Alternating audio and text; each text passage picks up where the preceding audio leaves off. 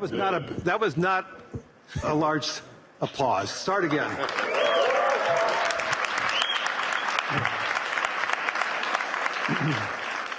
That's better. Thank you. Yeah, we're going to make this interesting. How many quotes are you going to want that are going to be after this session? I don't know. I mean, 5. Okay. So good afternoon, everyone. It's great to see everybody here. It's been an amazing week here in Davos. Hopefully everybody saw that we are having conversations here. Hopefully everybody agrees. There are some conversations that we may have disagreed. There's many conversations that we may have agreed. But through those conversations, and I think today's result with a peace agreement earlier today, the World Economic Forum is here to have those conversations, to have understandings, and also resolution. So it's an important component of who we and what we are, and I'm thrilled to have Elon Musk here. He came all the way from California to be here to see all of you. So thank you, Elon. You're most welcome. I heard about the formation of the Peace Summit, and I was like, is that PIEC? You know, a little piece of Greenland, a little piece of Venezuela. we got one. All we want is peace. Okay, I'm going to, as I said, I'm a pretty proud CEO of BlackRock since we went public. The compounding return of BlackRock to our shareholders was 21%. Since Elon took Tesla public, his compounded return is 43%. This is just another advertisement for everybody, especially for Europeans. This is why more citizens should be investing with growth, investing with their countries. Imagine if a lot of pension funds invested with Elon when Tesla went public, and how much return with all the pension funds that invested side by side with Elon and the growth. So a spectacular return. There's very few companies. Well, I don't think there's any other company as large as Tesla today that has that compounded return. So congratulations. Oh, thank you. It's a good measurement. Well, we have an incredible team at Tesla, and that's the reason. So I want to get into the dirt, the meaningful component about technology, the possibilities. I want to talk about AI and robotics, energy, space, and the progress ultimately coming down to engineering discipline, scale, execution. And few people, if not anyone, has the experience and the fortitude to confront these issues head on. Not just the ideas, but the execution across so many different technologies, Elon, and that's why I thought it was important for us to have this dialogue here in Davos. So you're presently building on AI, on robotics, on space, on energy, all at the same time. When you look across those efforts, what do they have in common from an engineering standpoint? Well, they're all very difficult technology challenges. But the overall goal of my companies is to maximize the future of civilization, like basically maximize the probability that civilization has a great future, and to expand consciousness beyond Earth. So if you take SpaceX, for example, that SpaceX is about advancing rocket technology to the point where we can extend life and consciousness beyond Earth. To the moon, to Mars, eventually to other star systems. And I think we should always view consciousness, life as we know it, as precarious and delicate, because to the best of our knowledge, we don't know of life anywhere else.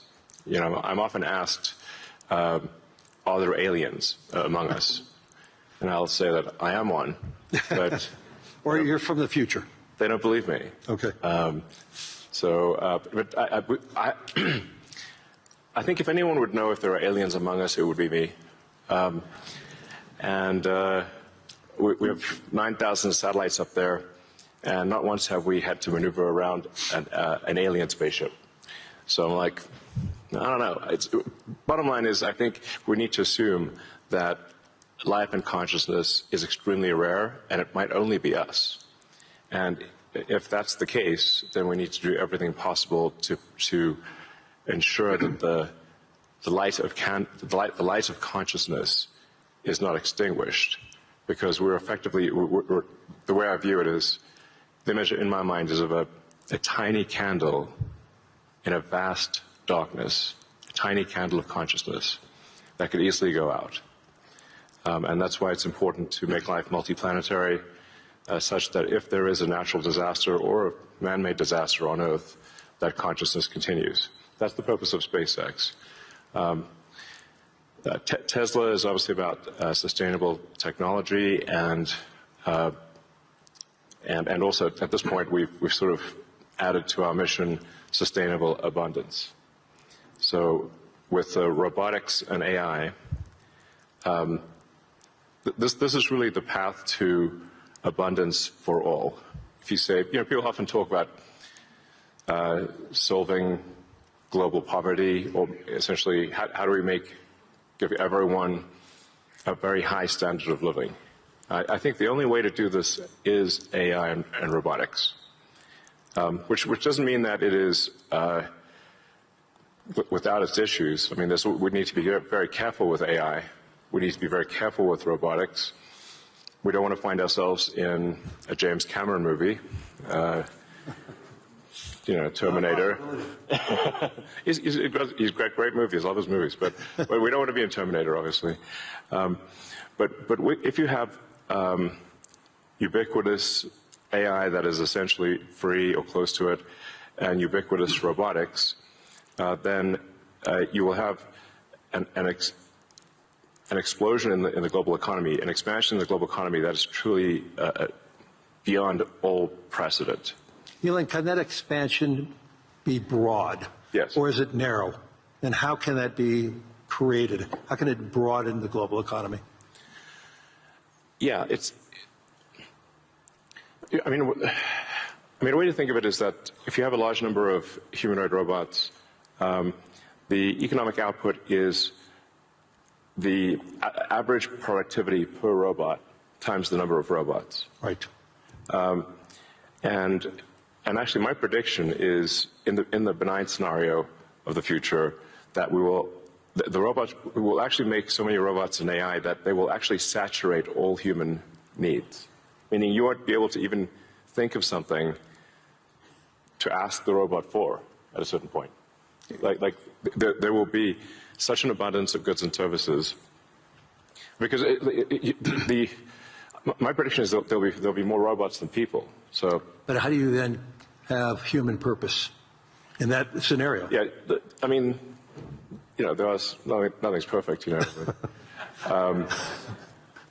but it is a necessary. You can't have both. You can't have work that has to be done and amazing abundance for all. Because if it's work that has to be done, then you and only some people can do it, then you can't have abundance for all. Then it's narrow. It's narrow, yeah. Exactly. So, but if you have billions of humanoid robots, and I think there will be, I think everyone on Earth is going to have one and going to want one, because who wouldn't want a robot to, assuming it's very safe, watch over your kids, take care of your pet. If you have elderly parents, a lot of friends of mine said they have elderly parents. It's very difficult to take care of them. Expensive. Yeah, it's expensive, and there just aren't enough people to take care of there aren't enough young people to take care of the old people. Right. So if you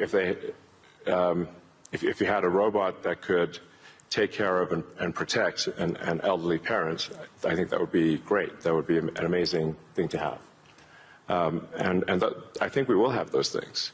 So, overall, I'm very optimistic about the future. I think we're headed for a future of amazing abundance, which is very cool, and definitely we are in the most interesting time in history. I think there's a more interesting time in history. But can you and I reverse aging in this new history, or are we going to see it? I haven't put much time into the aging stuff. I do think it is a very solvable problem. Like you can, I think when we figure out what causes aging, I think we'll find it's incredibly obvious. It's not a subtle thing. The reason I say it's not a subtle thing is because all the cells in your body, with some pretty much age at the same rate. Right. I've never seen someone with an old left arm and a young right arm ever in my life. So why is that? That means that there must be a clock, a synchronizing clock, Right. that is synchronizing across 35 trillion cells in your body.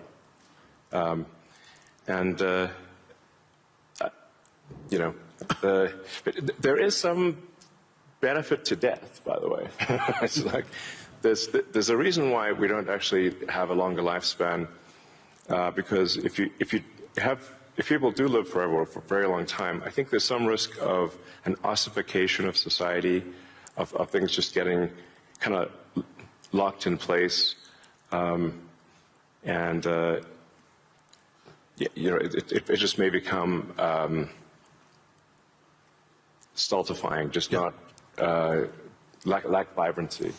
But that said, do I think we'll figure out ways to extend life and maybe even reverse aging? I think that's highly likely. I'm looking forward to that. Yeah. In the future that you talk about, the AI models, autonomous machines, rockets, depends on massive increases in compute, massive increases in energy, expensive energy, manufacturing scale. What are the bottlenecks to get there? And then, once again, with all that expenditures, again, how can we make sure that it's broad and not narrow?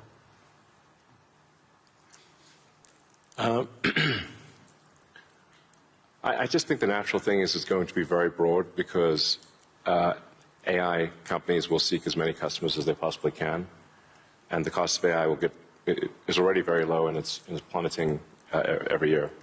I mean, the cost of AI is almost meaningfully changing on a month-to-month basis. There's open models now everywhere. Yeah. Yes, there's open models, and the open models only lag. They're maybe a year behind, right, the sort of closed models. So I think the AI companies will seek as many customers as possible, which means they'll provide AI to the world. But the cost of getting to there, the compute, the chips, the fab, the powering. That, to me, what are the those are huge. The limiting factor. Yeah, I think the limiting factor for AI deployment is fundamentally electrical power. It's right. It's energy.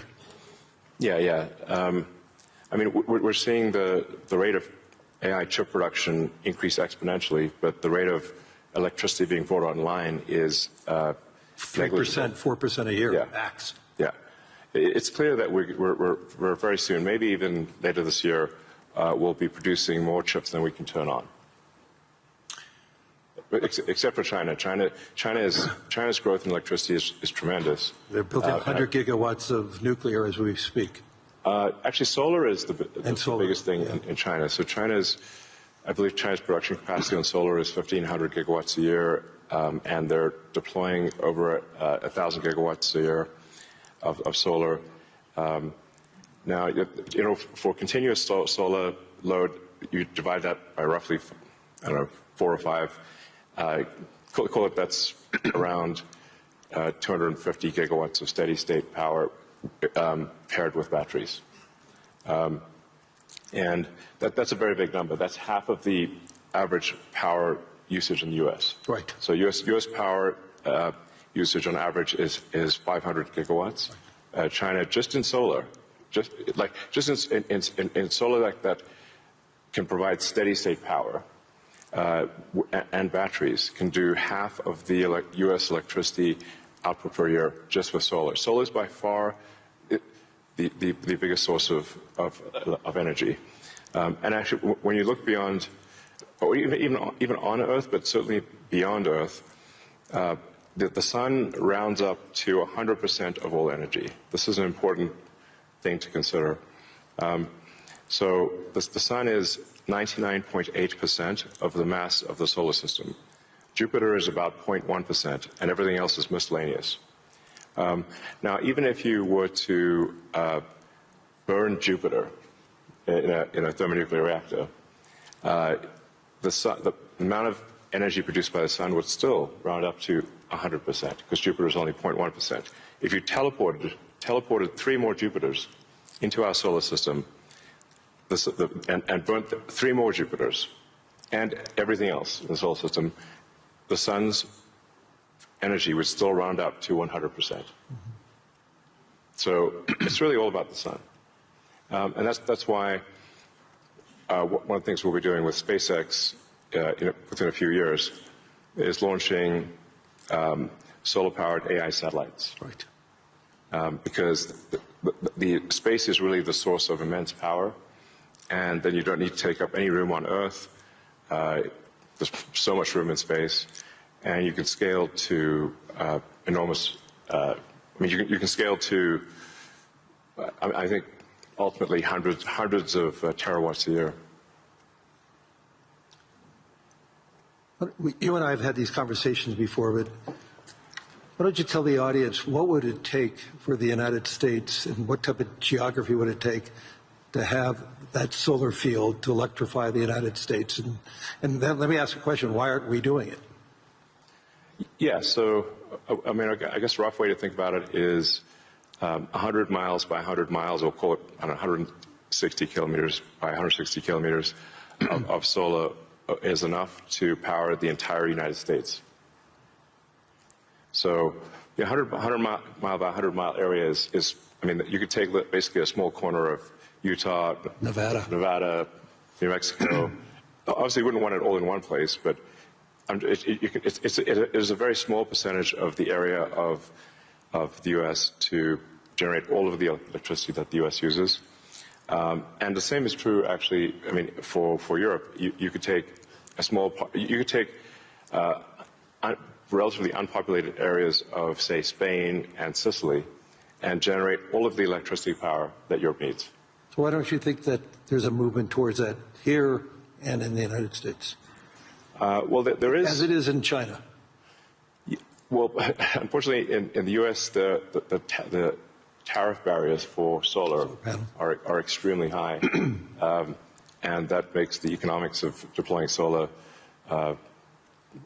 so artificially high, because China makes almost all the solar, What would it take for Europe or the U.S. to build it commercially, if it's that scale? Yeah, I think. Well, I can tell you what we're going to do, at SpaceX and Tesla is we're building up large-scale solar. Right. So the SpaceX and Tesla teams both separately are working to build to 100 gigawatts a year of solar power in the U.S. of manufactured solar power, and that'll probably take us, I don't know, about 3 years or something. But these are pretty big numbers. Mm-hmm. I'd encourage others to do the same. We obviously don't control the U.S. Tariff policy, mm-hmm. But for other countries, I would recommend that China makes solar cells that are incredibly low cost, and I think it would be worth doing large-scale solar. So I know you're going to be having a couple of big announcements on robotics and what it can do. When I went to the factory, you showed me those robots. Yeah. How quickly, you talked about the billions of robots, but how quickly can they be deployed in a manufacturing setting? How quickly can they be utilized and be functional and create that abundance that you talked about? Well, humanoid robotics will advance very quickly. I think we do have some of the Tesla Optimus robots doing simple tasks in the factory. We expect probably later this year. By the end of this year, I think they'll be doing more complex tasks, but still deployed in an industrial environment. And probably sometime next year, I'd say that by the end of next year, I think would be selling humanoid robots to the public. That's when we are confident that it's very high reliability, very high safety, and the range of functionality is also very high. You can basically ask it to do anything you'd like. You're already seeing that in Tesla cars.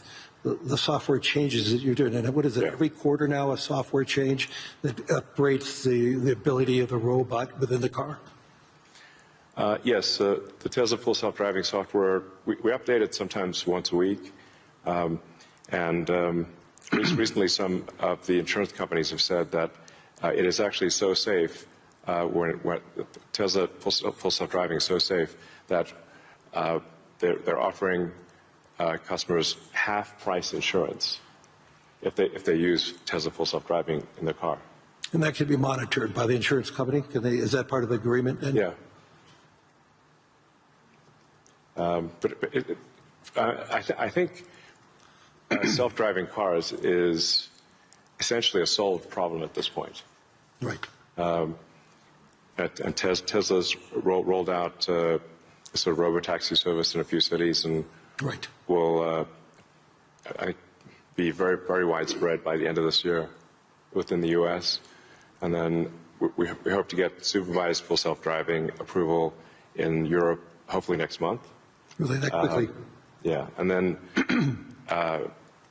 maybe a similar timing for China, hopefully. I want to move to space because historically space is very capital intensive. It historically been done by governments. Obviously SpaceX changed the whole model. But we've seen it slow to scale, and now I'm starting to see it ramping up in what you're doing and other things.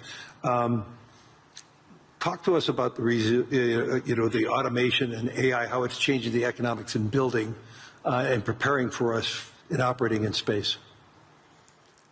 Sure. Well, the key breakthrough the major breakthrough that SpaceX is hoping to achieve this year is full reusability. So no one has ever achieved full reusability of a rocket, which is very important for the cost of access to space.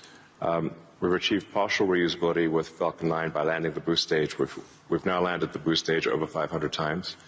But we have to throw away the upper stage. The upper stage sort of burns up on re-entry for Falcon 9. So, and the cost of that is equivalent to a small to medium-sized jet. So, but with Starship, which is a giant rocket, it's the largest flying machine ever made. That's a rocket that you're using for the idea of going to Mars, right? Yeah, Mars and the Moon, as well as for high-volume satellite stuff. So, Starship. Hopefully this year we should prove full reusability for Starship, which will be a profound invention because the cost of access to space will drop by a factor of 100 when you achieve full reusability. Right. It's the same sort of economic difference that you would expect between, say, a reusable aircraft and a non-reusable aircraft. Like if you have to throw your aircraft away after every flight, that would be a very expensive flight. But if you only have to refuel, then it's the cost of the fuel.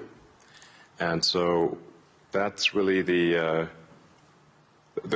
fundamental breakthrough that gets the cost of access to space, we think, below the cost of freight on aircraft. So, you know, under $100 a pound type of thing, easily. Wow. So it makes putting large satellites into space very low, very cheap. And then when you have solar in space, you get 5 times more effectiveness, maybe even more than that, than solar on the ground, because it's always sunny. It's cold.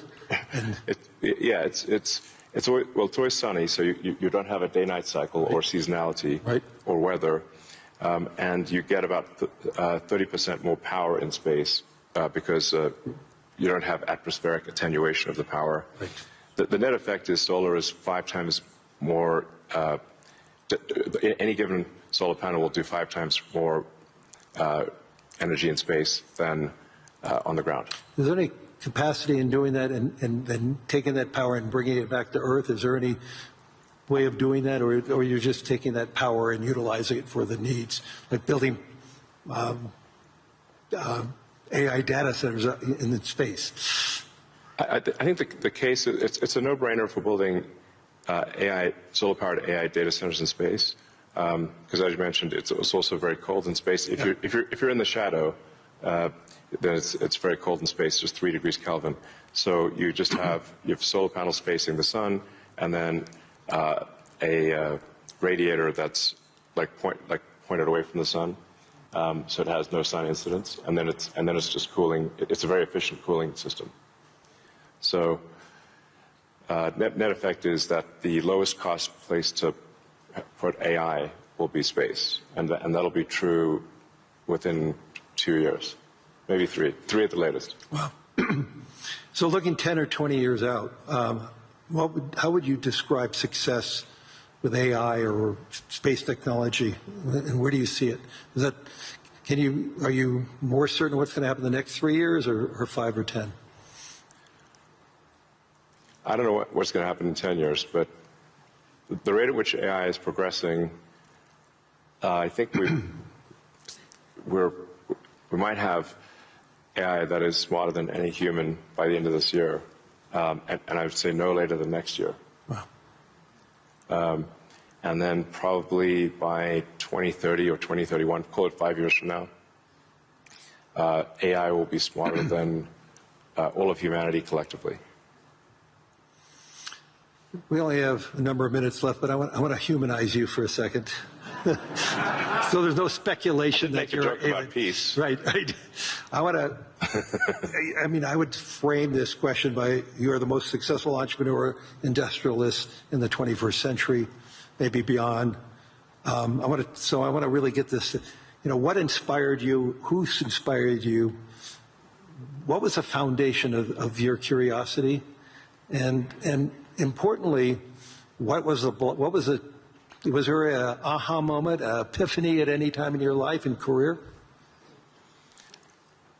Well, as a kid, I read a lot of science fiction, sci-fi, fantasy books. Yeah, we talked about and comic books, and I always liked technology. I didn't expect to be where I am today. This seems incredibly implausible. But I was inspired by reading about books about the future, about science fiction, and I guess I want to make science fiction not fiction forever. At some point, turn science fiction to science fact, we want to have like Starfleet and Star Trek, really for real, like where we actually have giant spaceships traveling through space, going to other planets, traveling to other star systems. I'm just interested if I could be beamed up to go back to New York. I'd like to just be beamed back to New York instead of flying. Yeah. Talking about Star Trek. No, I guess my essential, what I would call the philosophy of curiosity. I'd like to understand the meaning of life. Is the standard model of physics correct regarding the beginning of life, beginning of existence, and the end of the universe? What questions do we not know to ask that we should ask? And AI will help us with these things. So I'm just trying to understand how do we get here? What's going on? What's real? Are there aliens? Maybe there are. And if we've got spaceships that are traveling to other star systems, we may encounter aliens, or we may find many long-dead alien civilizations. But I just want to know what's going on. I'm curious about the universe, and that's my philosophy. Do you see yourself ever going to Mars in your lifetime? Yeah, I mean, I would say like, That's a long commitment. I've been asked. Isn't that 3 years each way? It's 6 months. 6 months, that's all it is? Yeah, 6 months, but the planets only align every 2 years. Okay. So, yeah, I've been asked it a few times, like, do I want to, die on Mars? And I'm like, yes, but just not on impact.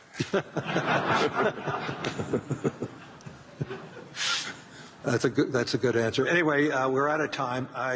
Hopefully everybody enjoyed this. I mean, there's so many myths around Elon Musk. I could tell you he's a great friend, and I constantly learn so much from him. And I'm totally inspired by what he has done. I've been inspired who he is, and I'm totally inspired by his vision of the future. And I don't think it's such a bad future, and I agree with his optimism. So, Elon, thank you. Any last words? Well, I think my last words would be, I would encourage everyone to be optimistic and excited about the future. Good. And generally, I think for quality of life, it is actually better to err on the side of being an optimist and wrong rather than a pessimist and right. On that note.